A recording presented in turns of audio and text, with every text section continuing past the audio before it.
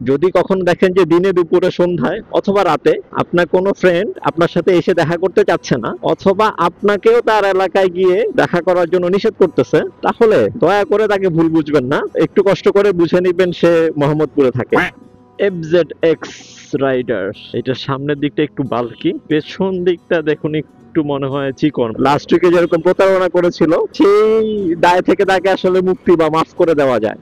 ইয়ামাহার after sale service খুবই ভালো, এটা সবাই বলে, সেটা লবণ কোম্পানি বলুক আর যেই কোম্পানি বলুক। তো এত বড় একটা ডিসপ্লেতে আসলে গিয়ার ইন্ডিকেটরটা দেওয়া উচিত ছিল। আমি যেদিন শোরুম থেকে বাসায় নিয়ে এসি সেদিন হচ্ছে কোনো একটা কুরবানির গরুর মতো জিজ্ঞেস করছে, ভাই দাম কত, দাম কত, কোথেকে কিনছেন। অলিগলির জ্যাম ঠেলে মাত্র এই মেইন রোডে উঠলাম। এইটা হচ্ছে যাত্রাবাড়ি গুলিস্তান ফ্লাইওভারে উঠার মুখটা। বেশিরভাগ লোকই আমরা এটাকে হানি ফ্লাইওভার নামে চিনি। হানি ফ্লাইওভারে টোল দেওয়ার সিস্টেমটা কিন্তু একটু ডিজিটালাইজড করা হয়েছে, যেখানে এখনো বাংলাদেশের বিভিন্ন জায়গায় টোলগুলো আসলে ক্যাশেই নেওয়া হয়, সেই জায়গায় এই হানি ফ্লাইওভারে একটু ডিজিটালাইজ করা হয়েছে। সেটা হচ্ছে কিউআর কোড স্ক্যানের মাধ্যমে টোলের পেমেন্টটা নেওয়া হয়। এই কিউআর কোড স্ক্যানের মাধ্যমে আসলে খুব দ্রুতই টোলটা দেওয়া যায়। ম্যাক্সিমাম 2 থেকে 3 সেকেন্ড সময় লাগে শুধুমাত্র কিউআর কোড স্ক্যান করলে, যেখানে কিনা ক্যাশ যদি আমি দিতে যাই সেখানে অনেকটুকু সময় লেগে যায়। দেখুন সামনে থেকে ডাকছে আমাকে স্ক্যানার জন্য, ম্যাক্সিমাম 2 সেকেন্ড লাগার কথা। 1 2 ডান। আমি যদি এটাই ক্যাশে দিতাম, কিংবা অন এভারেজে ক্যাশে পেমেন্ট আসলে 10 থেকে 20 সেকেন্ড পর্যন্ত লেগে যায়। আপনি ক্যাশ বের করছেন, আপনাকে ভাঙ দিয়ে দিচ্ছে, আবার সেটা মানিব্যাগে রাখছেন, অনেকটুকু সময় লাগে। সো এই ডিজিটালাইজ আসলে যখন হয়েছিল প্রথম প্রথম, আমি আমার ফ্রেন্ডকে যখন বললাম যে আমরা তো এখন ডিজিটাল পদ্ধতিতে আসলে পেমেন্ট করি, তখন আমার ক্লোজ ফ্রেন্ড আনান সে বললো ডিজিটাল তো অনেক আগে হয়েছে, এখন এটা স্মার্ট বাংলাদেশ। তার কথা ধরে আসলে বলতে হচ্ছে যে হানি ফ্লাইওভারের টোল সিস্টেমটা আসলে খুব স্মার্ট অ্যান্ড কুইক। যেতে যেতে আপনাদের সাথে একটা কথা শেয়ার করি, সেটা হচ্ছে রোডে যখন চলবেন, সেটা আপনার ডান দিকে হোক অথবা বাম দিকে হোক, চেষ্টা করবেন আপনি যে দিকটায় চলছেন সেই দিকটায় আপনার সাথে একটুখানি জায়গা রেখে দিতে। অর্থাৎ আমি যেহেতু এখন রোডে ডান পাশে চলছি, আমাকে যদি এখন আমার এই বাদিক থেকে কোনো গাড়ি যায় এবং আমাকে যদি চাপ দেয়, আই মিন অনেক ক্ষেত্রে বড় ধরনের বাস কিংবা কার ওভারটেক করার সময় আপনাকে চাপ দিবে, তখন আপনি যাতে আরেকটু রুম পান এবং হচ্ছে যে আপনার ডানে সরে যেতে পারেন, সেইটুকু যাতে একটুখানি জায়গা থাকে। এটা বলছি না খুব বেশি জায়গা নিতে, বাট এই যতটুকু আপনি জায়গা রাখতে পারবেন সেটা আপনার হচ্ছে অ্যাডভান্টেজ। এই জিনিসটা আসলে আমি শিখেছি একজন সিনিয়র বড় ভাইয়ের কাছ থেকে। সে হচ্ছে যে কার ড্রাইভ করে, এখন একেবারে আমি হচ্ছে আইলাইনার ঘেঁষে চলছি ডান পাশে। সো এই ক্ষেত্রে যদি এখন বাম দিক থেকে কোনো গাড়ি যায় এবং আমাকে পাস করতে যায়, স্বাভাবিকভাবে আমাকে যদি প্রেসার ক্রিয়েট করে, আমার আসলে আর ডানে যাওয়ার কোনো পথ নেই। একটু মাথায় রেখে আপনি জাস্ট হয়তো 2 থেকে 3 ফিট জায়গা যদি আপনি এক্সট্রা রেখে দিতে পারেন, সেটাই বেটার। যদিও জ্যামের ক্ষেত্রে ব্যাপারটা ডিফারেন্ট। জ্যামের সময় আসলে অল্পখানি জায়গার মধ্যে, যেমন ধরুন এখন মোটামুটি পুরো হানি ফ্লাইওভার থেমে গেছে, বাট যেহেতু আমরা বাইকার, আমরা 2 গাড়ি মাঝখান দিয়ে ইজিলি চলে যেতে পারবো। সো আপনি যখন নরমালি রাইড করবেন, চেষ্টা করবেন আপনি যে সাইডটাতে থাকবেন সেই সাইডটাতে 2 থেকে 3 ফিট জায়গা যদি আপনার এক্সট্রা থেকে যায়, ওইটাই বেটার। আপনাকে যদি কোনো কারণে কোনো গাড়ি আসলে চাপও দেয়, আপনি তখন ওদিকটায় গিয়ে নিজেকে সেভ করতে পারবেন, পাশাপাশি সেই গাড়িকেও আসলে সাইড দিতে পারবেন। ঘড়িতে এখন ঠিক 5টা 5 বাজে এবং সূর্যটা আমার ঠিক মুখের উপরেই।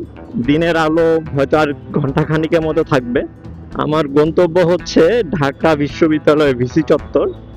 যেতে যেতে আরেকটা ঘটনা আপনাদের সাথে শেয়ার করি।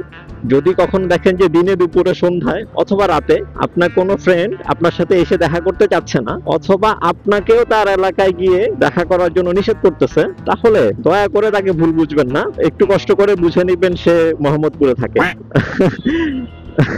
তো কাজী নাজমুল আলম সেই মোহাম্মদপুর থেকে কষ্ট করে বিকেল বেলা আসলে আমার সাথে দেখা করতে আসতেছে, তাকে আসলে অ্যাপ্রিসিয়েট করাই যায়। লাস্ট উইকে যেরকম প্রতারণা করেছিল সেই দায় থেকে তাকে আসলে মুক্তি বা মাফ করে দেওয়া যায়। আমার চ্যানেলের একজন ফলোয়ার, আমি আসলে আমার বাইকে কোন ইঞ্জিন অয়েলটা ইউজ করি সে সেটা জানতে চেয়েছিল। সেও আসলে আরকেএস ইউজ করে। ইঞ্জিন অয়েল মেইনলি হচ্ছে 3 রকম, একটা মিনারেল, একটা সেমি সিনথেটিক, অন্যটি হচ্ছে সিনথেটিক। উনি জানতে চাচ্ছিল যে ওনার বাইকে কোন ইঞ্জিন অয়েলটি ইউজ করবে, আমি কোনটা ইউজ করি সেটা হয়তো উনি ইউজ করবে। বাইকে আসলে আপনি কোন ইঞ্জিন অয়েলটা ইউজ করবেন সেইটা আপনি যখন বাইক কিনছেন সেটা আপনাকে শোরুম থেকেই আসলে গাইড করবে বা বলে দেওয়া থাকে যে এই বাইকের জন্য এই গ্রেডের ইঞ্জিন অয়েল ইউজ করতে হয়। যে গ্রেডটা আপনাকে রেকমেন্ডেড থাকে সেই গ্রেডটা আসলে ইউজ করাটা বেটার। ইঞ্জিন অয়েলের গ্রেড বিভিন্ন রকম হয়, যে 10W40 থাকে, 10W50 থাকে, তারপরে 2040 থাকে, 2050 থাকে।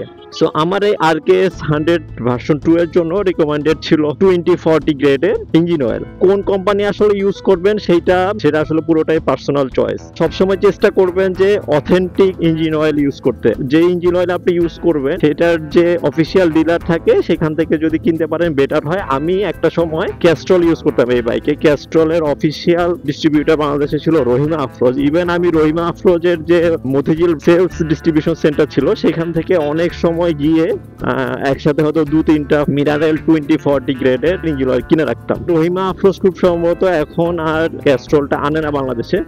এখন আমি যেটা ইউজ করছি সেটা হচ্ছে যে শেলের অ্যাডভান্স 2040 গ্রেডের মিনারেল ইঞ্জিন অয়েলটি।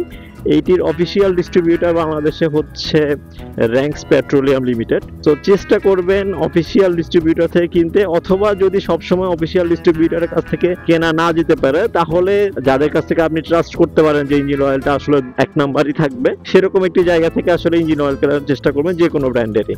সো ভাই আপনার জন্য রেকমেন্ডেশন হচ্ছে প্রথমত আপনার বাইকের মডেল অনুযায়ী কোন গ্রেডটা আসলে আপনাকে ইউজ করতে বলা হয়েছে সেই গ্রেডটা ইউজ করবেন। আর কোম্পানির ক্ষেত্রে আপনি যে কোনো ধরনের কোম্পানি চুজ করতে পারেন। আমি আমার বাইকের জন্য শেলের অ্যাডভান্স 2040টা ইউজ করছি। FZX রাইডার খুবই ভালো লাগে এলইডি ইন্ডিকেটর গুলো, যদিও পেছন সাইডটা হচ্ছে আমার খুব একটা পার্সোনালি পছন্দের না। এটা সামনের দিকটা একটু বাল্কি, পেছন দিকটা দেখুন একটু মনে হয় চিকন, মানে সাইজ ডিস্ট্রিবিউশন বলে যদি কোনো কিছু থাকে সেইটা আমার কাছে মনে হয় যে প্রপারলি হয় নাই। ফ্রন্টের দিক সলিড মনে হয়, পেছন দিকটা আসলে মনে হয় যে একটু চিকন হয়ে গেছে। এনিওয়ে, এই ভিডিওর ঠিক আগের ভিডিওতেই আমি FZX নিয়ে একটি ফুল রিভিউ ভিডিও আপলোড করেছি। সেখানে আমি FZX এর পজিটিভ এবং নেগেটিভ দুটো সাইড নিয়ে কথা বলেছি। এর পাশাপাশি লাস্ট 6 মান্থ ধরে FZX বাইকটি ইউজ করছে আমার ফ্রেন্ড কাজী নাজমুল আলম। সে তার পার্সোনাল ওপিনিয়ন এবং লাস্ট 6 মান্থের এক্সপিরিয়েন্সও ওই ভিডিওতে শেয়ার করেছে। ইয়ামাহার আফটার সেল সার্ভিস খুবই ভালো, এটা সবাই বলে, সেটা লবণ কোম্পানি বলুক আর যেই কোম্পানি বলুক। ইয়ামাহা থেকে অথবা আপনারা যে লবণ কোম্পানি বলেন সেই ধরনের কোন কোম্পানি থেকে পেইড প্রমোশন না। আমি এই বাইকটি হচ্ছে গত অক্টোবর মাসের 10 তারিখে কিনেছিলাম। তো এটা হচ্ছে আমার লাইফের ফার্স্ট বাইক। তো এত বড় একটা ডিসপ্লেতে আসলে গিয়ার ইন্ডিকেটরটা দেওয়া উচিত ছিল, বা আমি মনে করি যে কোনো বাইকেরই আসলে গিয়ার ইন্ডিকেটরটা দিয়ে দেওয়া উচিত। এটার ফ্রন্ট এবং ব্যাকে টায়ার প্রোফাইলটা খুবই চওড়া।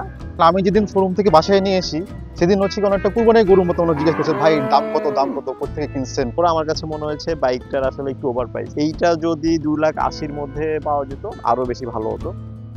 সো আপনারা যারা FZX বাইকটির পজিটিভ এবং নেগেটিভ দিকটি জানতে চাচ্ছেন অথবা ফিউচারে নিতে চাচ্ছেন তারা চাইলে ওই ভিডিওটি গিয়ে দেখে আসতে পারেন। আমি ভিডিও লিংকটি এই ভিডিও ডেসক্রিপশন লিংকে এবং আই বাটনে দিয়ে দিচ্ছি।